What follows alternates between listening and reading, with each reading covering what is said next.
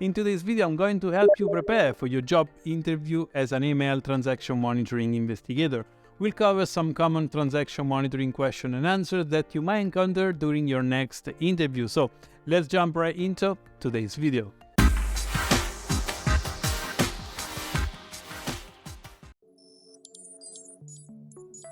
First, let's review some questions that will assess your basic understanding of AML and transaction monitoring.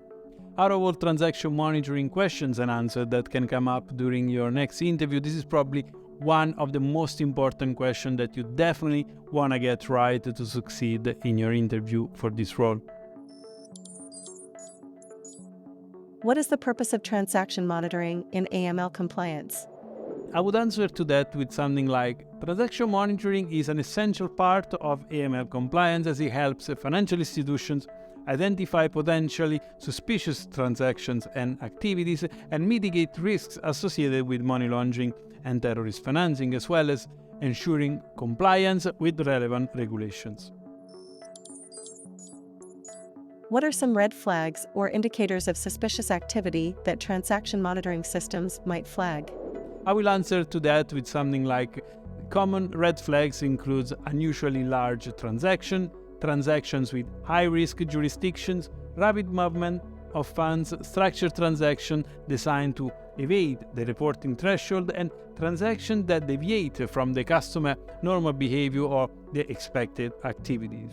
These are the minimum red flags you probably want to demonstrate that you have knowledge about, as they are crucial and very common across AML transaction monitoring jobs and most systems used in AML.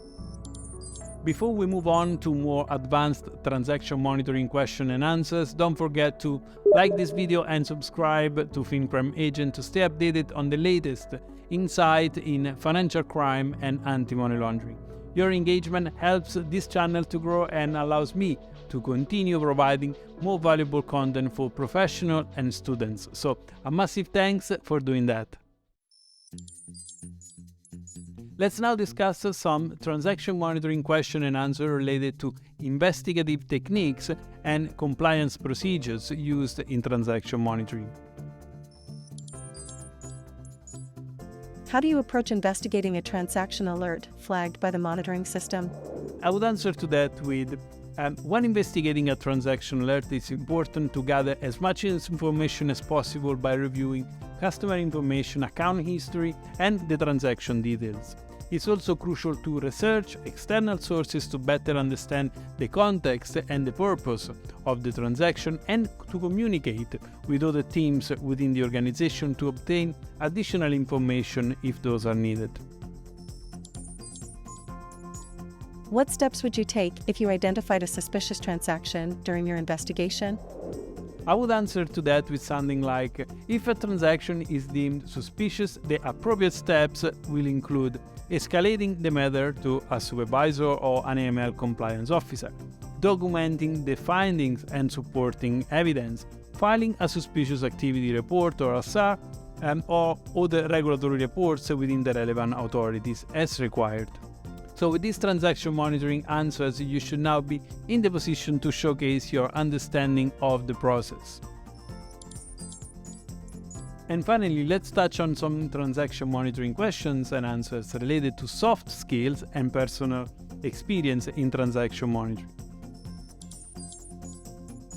How do you manage your time and prioritize tasks when dealing with a high volume of alerts?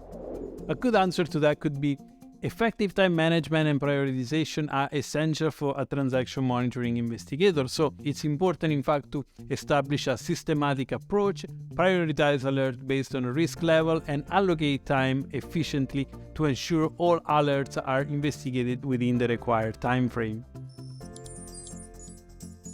Can you provide an example of a challenging investigation you conducted in the past and how you resolved it?